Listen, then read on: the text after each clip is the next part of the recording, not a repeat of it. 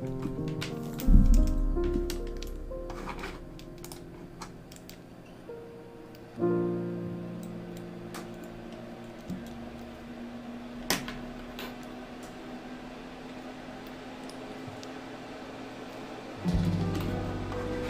see if this works. Oh.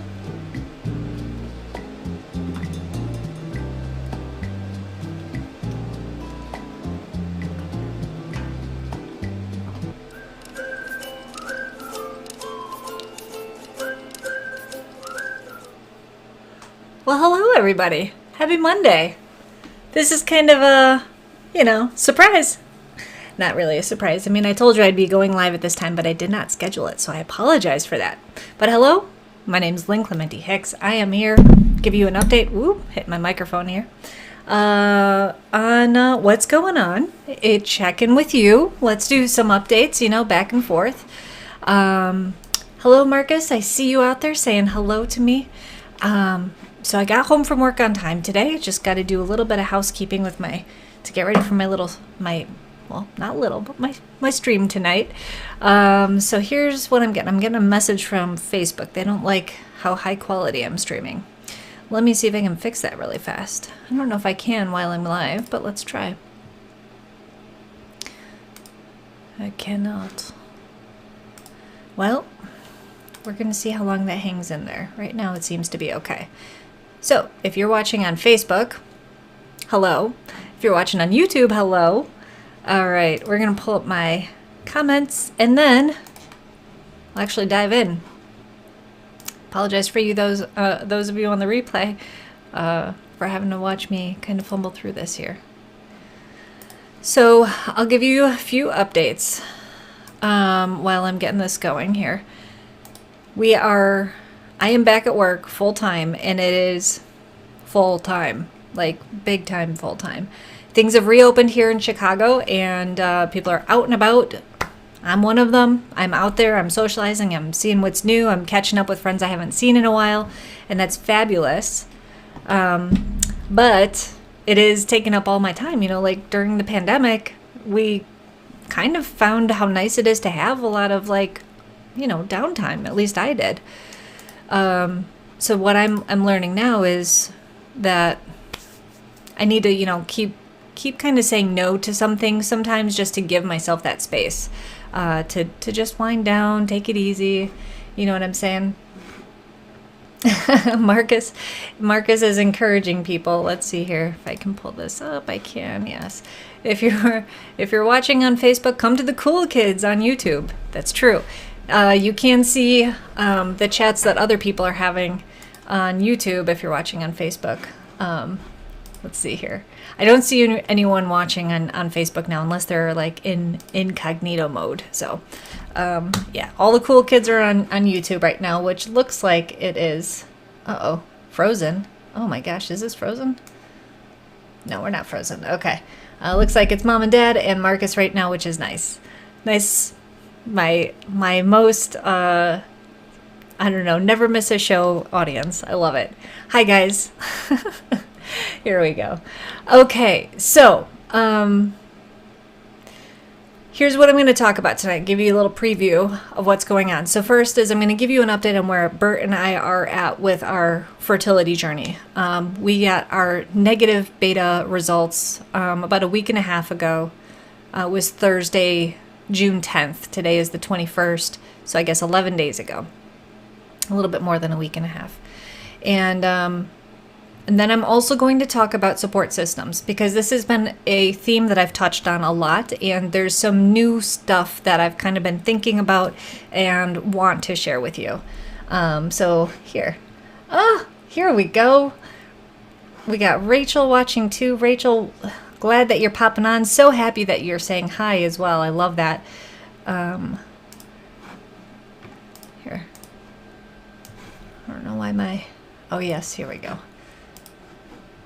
I'm all over the place, guys. Forgive me. All right. So, awesome. But hi, Rachel. Happy Monday to you. Oh, until you need to get your 4-year-old in bed. Oh, yeah. that's fun. I've been around a lot of kids this weekend. So on Saturday we went to a pool party and there were lots of kids there, a lot of little kids there. My friends' kids, my nephews were there, and it's really interesting all the different parenting styles that there are, and how some parents are super strict about like nap times and bedtimes and stuff, and others aren't. And I just like, it's so fascinating to me. And the thing I love the best about it is like, there's no one right answer. It's like everybody's got what they do, and I know that there's things like parent shaming and stuff like that. Like, oh, I can't believe you do it that way. But man, if I get to that point, guys, I think I can't wait on my live streams to be sharing my journey and what we're doing, what's not working, what's working, and like hearing from the audience and what works for them too. I think that'll be a really cool thing to include. Yeah. Thanks, Marcus. All over the place is fine with you? Good, because that's my style. All over the place. All right. And hi, Mom and Dad. I want to make sure that you guys know. You're official. You're on the screen now. Okay, so Bert and I.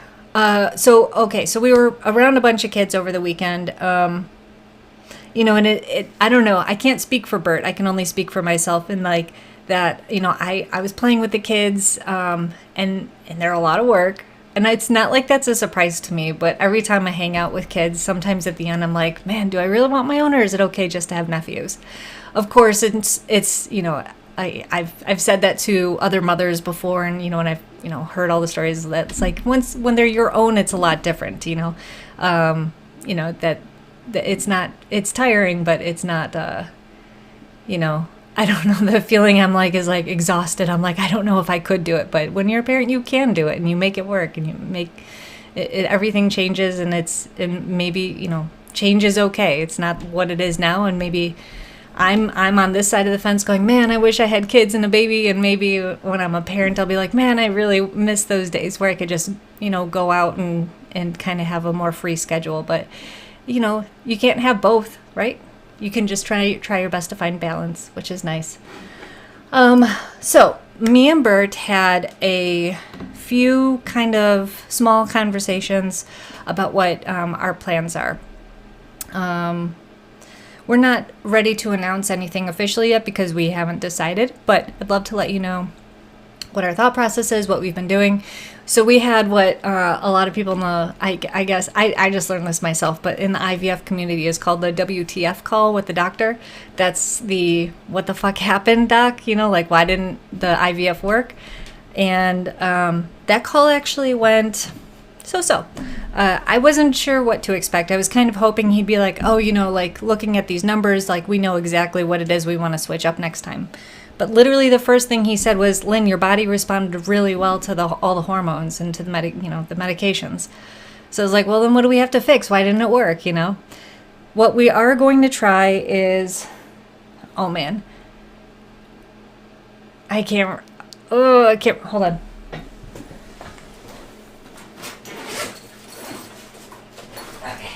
Pull my notes out, guys. I got my notebook here. So we are going to if we decide to go with IVF again, there are two things specifically that we can try differently, and a lot of it happens with the egg retrieval process, where before we did ICSI, which is where they clean the sperm, pick those swimmers that look good, pick one out of there and poke a hole into the egg and put that sperm right into the egg. And they do that with each of the eggs. But there's an extra, I guess, thing you can do before they pick which sperm to do it. And it is, trying to find my notes here. It starts with a Z. And help me out in the chat if you're watching this, because I did need help remembering this. Here it is. Zymot, Z-Y-M-O-T. That's how I wrote it down. And what this does, are you supposed to take notes too? Well, only if you're going through IVF, yeah. If not, no, you can just hang out with me and listen. But what this does, I guess, is they actually look at the sperm to make sure they test it somehow so that they can actually make sure that it's high quality before doing ICSI. And it's only $200 extra. And I'm like, why didn't we do that the first time? I didn't even know it was a thing. And then the other thing we're going to do is instead of, remember how I was telling you guys they put me on birth control to reset my cycle? Instead of putting me on birth control, they're going to put me on estrogen priming.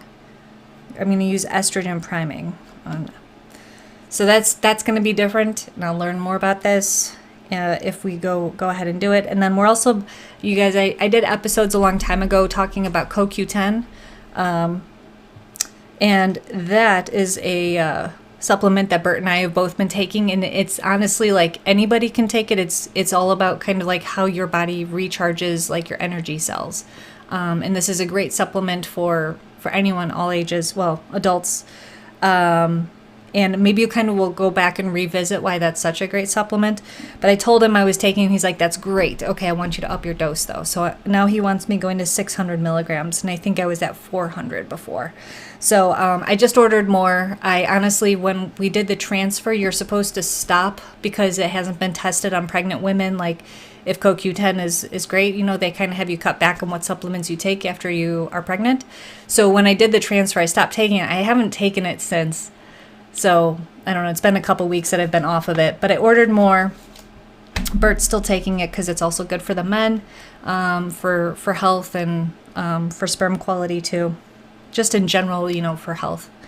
So, so the CoQ10, and then I don't know if anybody watching, even in the replay, if you're catching this in the replay, let me know if you've done human growth hormone, because he said this is another thing we can consider, though he wasn't strongly pushing it. It's an extra $1,400 to $1,500 per cycle, and I would love to know if you've done it, if it helped, if it made a difference for you. So that's HGH, human growth hormone. And I honestly don't know if that's injected or if that's a pill. I didn't write that down in my notes. So I said to him, okay, well, what's it look like timing-wise? Because last time when we wanted to do this, we had to wait. We had to wait until there was an opening. But no pressure, but there's an opening if I wanted to start on my next cycle. So I got, you know, I'm on cycle day number 8 right now. He's like, well, just let me know, you know, by tomorrow. And this call was last Thursday. If you guys want to do this next cycle. So I don't know how fast we have to make this decision if we want to move that quickly. I think Bert and I are kind of both okay with taking our time on this and trying naturally for a couple months. I think, Mom, the human growth hormone, I believe that kind of helps with developing the embryos, if I'm not mistaken. I think it's in theory supposed to help them develop when when they do the egg retrieval and you're waiting to see if they mature with the sperm. So that's how I understand it. But I'll look more into it. That's a fantastic question. That is something I should be prepared to explain on my channel, especially about fertility. So we have had conversations, and we are thinking, you know, of trying it again. We got a very hopeful message from a friend saying, you know, encouraging us, you know, that we've heard this from several people saying, you know, the first cycle is, you know, your body kind of getting used to everything. The doctor's figuring out how your body responds to it. And then the second cycle is where you can find out, or where you have more luck with the egg retrieval and hopefully with the transfer. Now, we had that kind of dropped into the conversation on Thursday with the doctor, and he goes, you know, I just want to put it out there, like, don't get your hopes up for the second round either. Like, sometimes it can take 3 or 4 rounds. And that's the thing, is like, when you get to 3 or 4 rounds, and they're like, you know, once you get to 3 or 4 rounds, wouldn't you just keep on going then until you actually do get it? It's like, when do you cut it off? You know, like Bert and I had said we wanted to cut it off after the first round.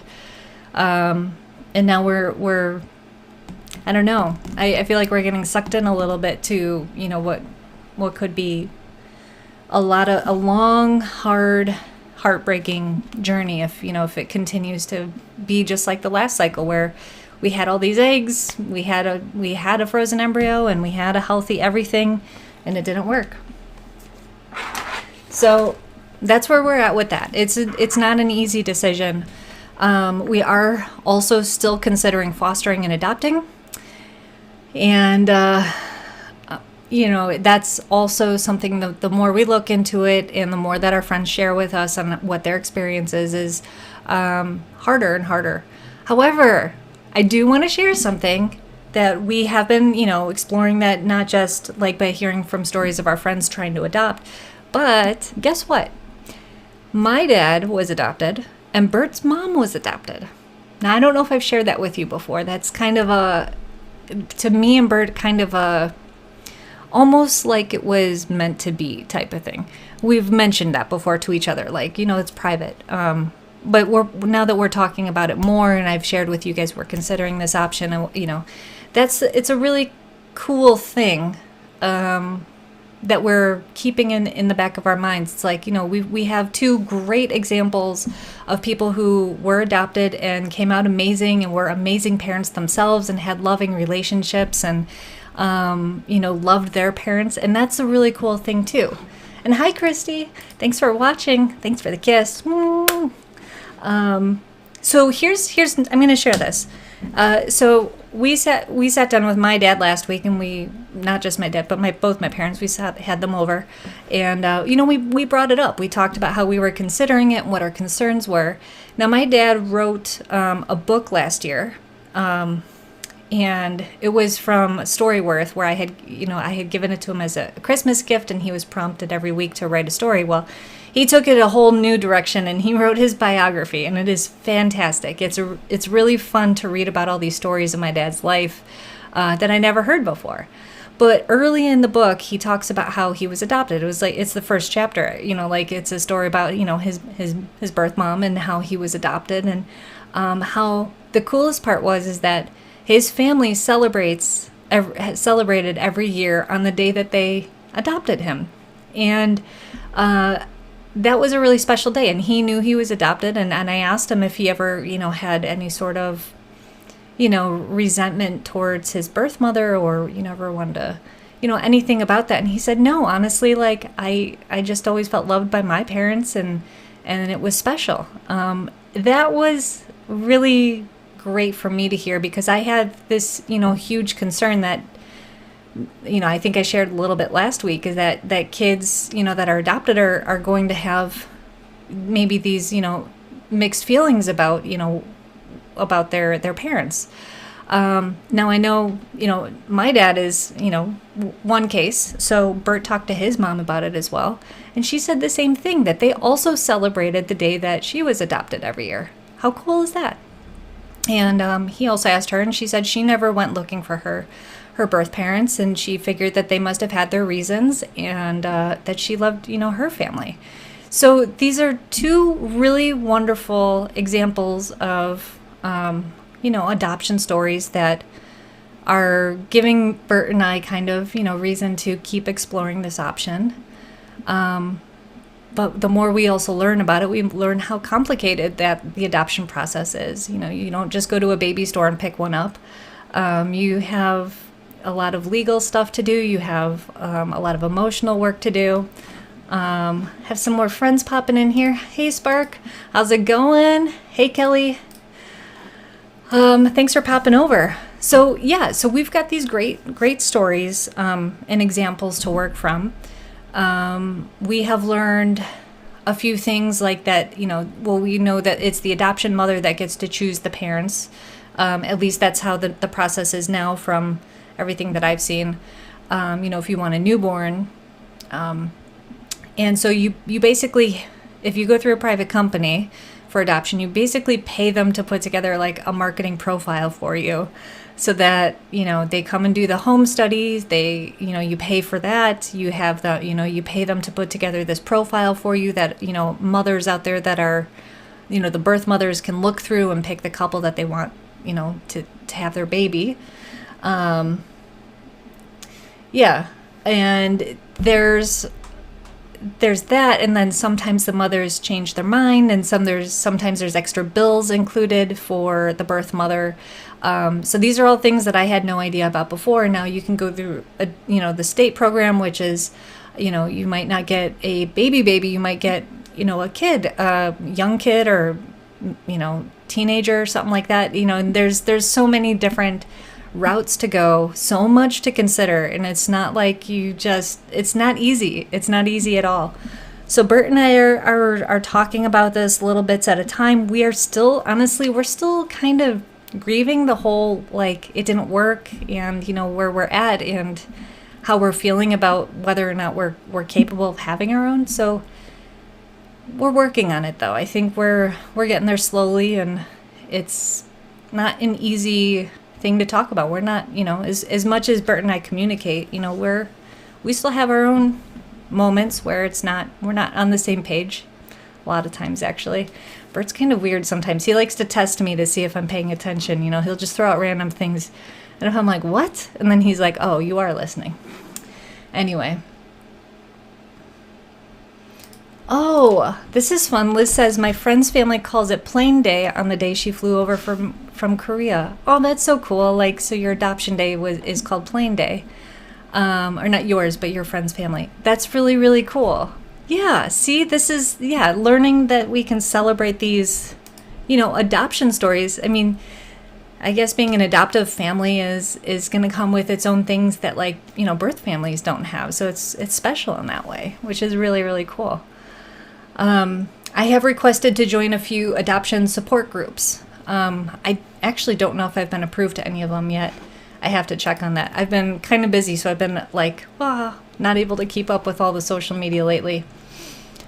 But I do want to kind of use that, support groups, to kind of pivot for a moment, to talk about support and how we're building up, the people around us, the groups around us, the ways that we are digesting decision making and the tough things that we have to go through in order to get to the things that we want in life, right?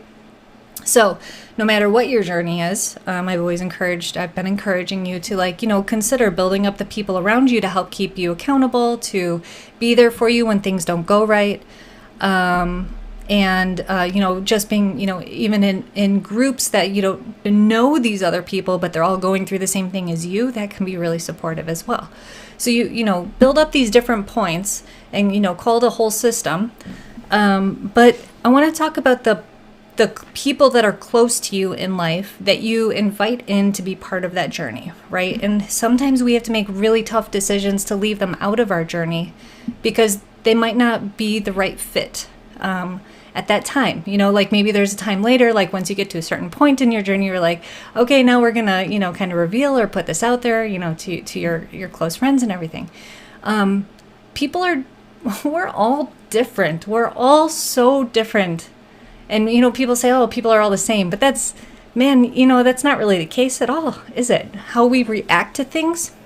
And I went to school for marketing communication, communication arts, I think. And the biggest thing that I learned there is that there's two sides, right? There's the communicator and the person being communicated to, and how that message is said and how that message is received. And it's not the same all the time. So you have to be very careful on how you are crafting that message for the person who you want to receive it. People's backgrounds, people's language, people's culture, religion, all these, things can be part of how they receive information, tone or past experiences, all these things can play into communication.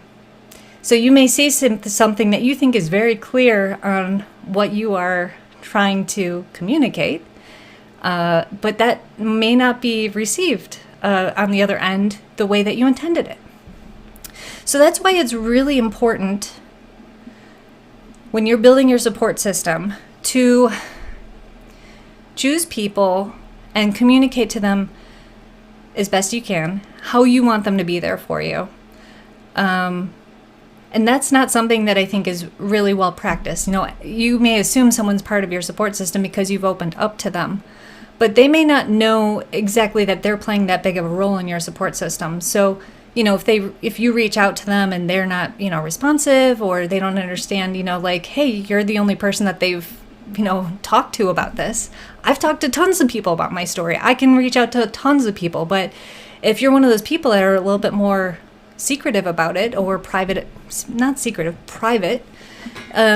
Choosing the people that you're talking to, make sure that they know that they're those people for you, so that they know how important it is for them to show up for you. And tell them how you want them to show up for you. If like, I just need you to just be there for me. That's your part in it, right? Now, you have another part in this, is that person, even if you tell them how you want them to show up for you, may not be able to. Maybe they don't set your expectations up here. This is, they're going to always know the exact right thing to say or do, or, read your mind. Understand that they have their life too, that they have their own way of communicating. And so where I'm going with this is that I'm going to use my best friend Kelly as an example. She has gifts for everything. And she is like, she has gifts for people's kids. She has gifts for me for, when I have my transfer day. She remembers anniversaries. She's like on top of it. And for a while, I felt like, oh my God, I need to have a gift for her, for everything. But that's not what is happening. Kelly loves giving gifts. She loves shopping for gifts. She loves having gifts ready to give. Like that is her way of showing support.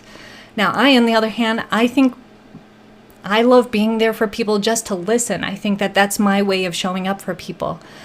And for some people, they're uncomfortable just listening. Like it's really hard for them to hear things and then have that, like, I'm not sure what to say. And I may not say the right thing every time, but I love listening and trying to tell that person that their feelings are valid. I think that that's how I show up for people. I think that's what I'm best at. Another example is my mom. She hand makes cards for everyone. Well, almost everyone. She makes birthday cards, anniversary cards, get well cards, support cards, thinking of you cards, and she loves doing it, and she loves sending them, and she loves, imagining the smile on people's face when they receive them. But she's also more private, so she's not, she may send a card but may not pick up the phone and call. And so what I'm saying is, like, you could be a gift giver, a card sender, or a listener, or a checker-inner. These are all ways of showing up for people. And these are just a few examples. Some people actually physically want to go and visit. Some people are more comfortable, sending an email. So what I think my point is here is, if you need someone to be in your support system and you want them to do a certain thing for you, communicate that to them. Tell them, hey, I would love to just have a call every, Tuesday to check in. I have found it really nice to have the fertility support group that I join on Fridays at noon to look forward to, because that's a safe place that I can go to talk about the things that are, tough and emotional, and a little bit, it's a safe place to do that. So create those safe spaces for yourselves. So I just encourage you, think about the ways you show support for people, and the people that you expect support from, and try and figure out if there's ways that you need to build that up a little bit. Ask for more help from people, and understand that everybody's a little bit different. So hopefully this helps put things in perspective. This has been something I've learned from going through this journey in the past, 6 months now, from really when we started IUI to IVF. I've really seen how people show up in different ways and show their support, and I welcome all of it. And none of it is right and none of it is wrong. It's all right. It's all right. So that's my message for today is support people the way that you do best, show up for them the way you do, and talk about it if it needs it. So that's my message. Okay. Kelly, hi. I loved my previous job traveling all over, but I had to make a hard decision to leave so we could start our family. Yeah. That is, yes, that's playing into this whole thing now that I got my job back literally the same week that we're finding out that if we're pregnant or not. Yeah, I mean, like the past 6 months I've been doing, starting this channel and kind of exploring other things and stuff. And now that I'm back at work at the job I love and it's back to busy and crazy and stuff, that's weighing into this too, because how am I going to maintain that if I were to have a family? So it's really tough making those decisions to give up what you love to start something new that you're going to love. But Kelly, I know you don't regret it at all. You have 2 amazing boys, and having that family, I know, means so much to you. So I think it was a good trade. And appreciating the time you had to do the things that you loved so that you can move on to the next chapter in your life, I think is so important too. Wow, guys, this has been... Okay, I've been talking a lot. I would love to hear from you about your support systems. Tell me in the chat, how do you support people, do you think? What kind of a supporter are you? And do you do it in different ways? Is it one way for one person and a different way for somebody else? Tell me how you feel that you are, if you can think of one person that you're really there for, how do you show up for them? Tell me in the chat, because I think we're going to have a whole bunch of different examples. I'm testing my theory here, so help me out. This is a kind of an interactive experience, though I know that I use 2 people that are watching as examples already, and I don't have that many people watching today. So if you're watching the replay and you want to play along here, feel free to drop it in the chat. Let me know how you show up for people. That would be a lot of fun. We can leave this here for other people to see.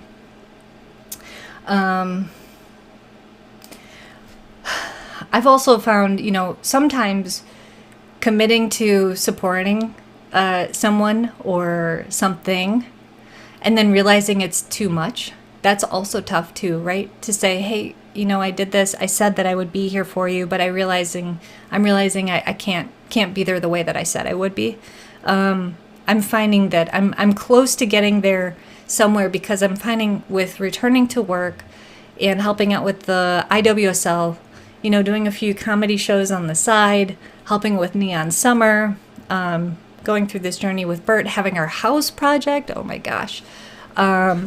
It's and coaching with Emo Fitness. I'm feeling like I'm right at the cusp right here. Like if there's one more thing that gets added to my plate, it's definitely going to break.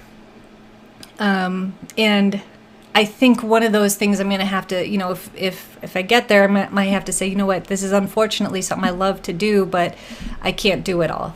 It's really tough. But I think most people are adult enough, to, if you go to them and say that this is too much for me, they're not going to, ask and expect you to keep showing up for them if you can't show up for them the way that you said you were going to anyway. So it's a much more mature thing to do and just say, hey, you know what, this isn't for me now, and let's not burn this bridge, but I don't want to let you down. Yeah, learning to say no is really important. That exactly. Back in January, right before I started this live stream, I actually was working for a project, and they invited me to, stay on and keep working. And I said, you know what, I enjoyed this project, but I need to focus on our fertility channel and these other things that I need to do. So I actually was really proud of myself that I had said no, even though that could have been, more income for me. Sometimes it's not about the money; it's about your wellness and your health. Yeah. Okay, here we go. We have an example of support, I think, here. I have a friend who lives out of state that needs someone to listen and not offer advice. She wants to feel heard. I talk with her, but I have to limit how much. She can drag me down otherwise. That is, Rachel, man, I love this. This is perfect. I know exactly what you mean. I have someone that chats with me sometimes too, and I don't think they know anything about my life, but they completely just talk about theirs, and we're not connecting on anything. And that can be really tough too. If, sure, you show up to listen, but you have to make sure that they're also there to listen to you as well sometimes, right? If you're just there for them to dump all their emotions on, it's not a relationship that's I don't know, that you really want to be part of, and that's tough too. But if you care about that person, and you do want that relationship to last, letting them know how you feel, as hard as that is, could be really beneficial. I did have that chat with somebody once, and it was actually it was her and somebody else, and I was kind of like a third wheel, and I was like kind of like getting the spillover of whatever the other person wasn't hearing. And the other person was kind of like, man, this person's always messaging me and saying, and like kind of dumping all their complaints from their day on me. And I said, well, if you told them that, that's not exactly, how you want to be friends with them. Like, no. And I'm like, okay, well, I stepped in and I said, from my own perspective, I'm like, hey, you never really ask about my day or how things are going or just checking in with me. We just hear about you when you have a bad day. So I totally know what you mean, and it's, it's kind of tiring sometimes to have those kinds of friends. But if you care about someone, let them know. Let them know that, you want to be heard too. But thank you, Rachel, for sharing that. That's a really great example of how complicated it can be to be a supporter, and a communicator and someone being communicated to. But anyway, yeah. And feel free, guys, in the comments, feel free to leave your feedback too, if you're watching the replay. Okay. I've been talking a lot. I didn't bring any water in here with me to cleanse my sticky mouth. But man, I've missed you. I came into my studio last week, I think on Thursday. I was doing some work in here on the computer, and I just looked at my camera. I'm like, man, I just really feel like turning it on and going live and connecting with you and saying hi and giving you an update, hearing what you guys are up to. So that's okay though. This once a week is really nice because I can kind of, bundle up everything that's going on into one episode and chat with you. And it's so nice that you guys are still hopping on to chat with me too. Oh yeah. Here's a great comment too coming up here. I'm pulling this up. Here it is. Okay, this one's from my mom. My sister likes to talk a lot. We find it therapeutic to go down memory lane. Interesting how we remember the same things so differently. Oh yeah. Isn't that funny? I have the same thing, and all right, so I'm 38 now. And it's weird because there's some things I don't remember at all anymore. And I know what you mean. Like, you could be talking to someone and they can remember a detail differently than you do. And this doesn't even happen from long time ago memories. This can happen from memories like yesterday. And Bert and I will be like, oh, no, we had asparagus last night. No, we had broccoli with dinner. Not that wasn't a real argument, but that could be. But we do... This is also funny. We have a cat, Joe, that is definitely brown, and Bert insists that he's gray. And it's really weird because we're seeing the same cat, but we're seeing it in different colors. It's like that dress, the black and gold or black and blue. It's kind of like that. I have been meaning to post a picture of Joe and ask people, what color is our cat? I should do that. Anyway, yeah, details in our memory, and the weird thing is we remember certain things so clearly, and they're the ones that you probably don't want to remember at all sometimes, certain details. Like, why can't we just erase those memories and replace it with the happier ones sometimes? But, I think that those things, those, experiences in life, those memories, they're serving us in some way. Here's the last story I'm going to leave you guys with today. I happened to acupuncture on Saturday.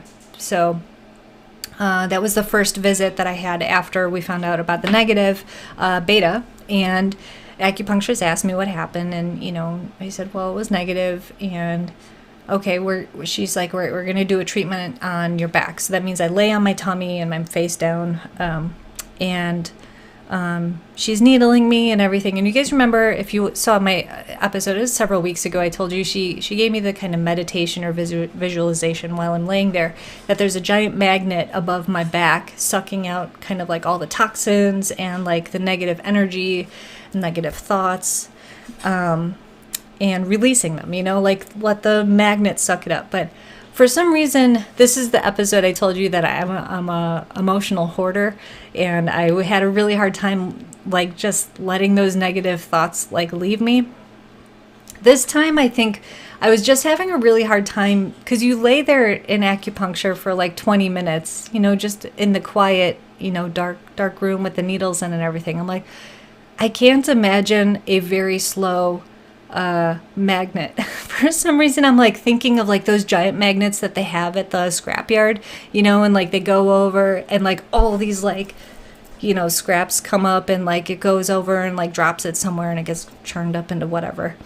And that's the kind of magnet I'm picturing. I'm like, I don't know. It doesn't feel like the scrap metal's coming out of me. So instead I was like, well, what does it feel like, Lynn? What does it feel like? Here's what I came up with. So this is something you can try too if you want, if you don't feel like you can have a magnet sucking bad things out of you either. I was laying there and I was thinking about these, negative energy balls in my body, being things that are like, the negative test or stress or whatever. And they are experiences that I had, but they're used, right? Kind of like a banana peel or an apple core, right? Or, kind of like the part of the asparagus that you don't use. Well, I don't know about you, but we throw them in our compost pile, right? They start to break down. And then they start to become nutrients for everything else in the pile. So I was composting my used experiences into feeding my body. That was the visualization I had. And it was extremely, it was extremely calming for me to be saying, hey, these experiences are serving my future wellness. So there's something for you to try, to take the things that, you feel like are negative, break them down and let them fuel you for the future. Yeah. Oh, well. Thanks, Mom. I'm glad you love that. So yeah, that's what I'm going to leave you guys with today.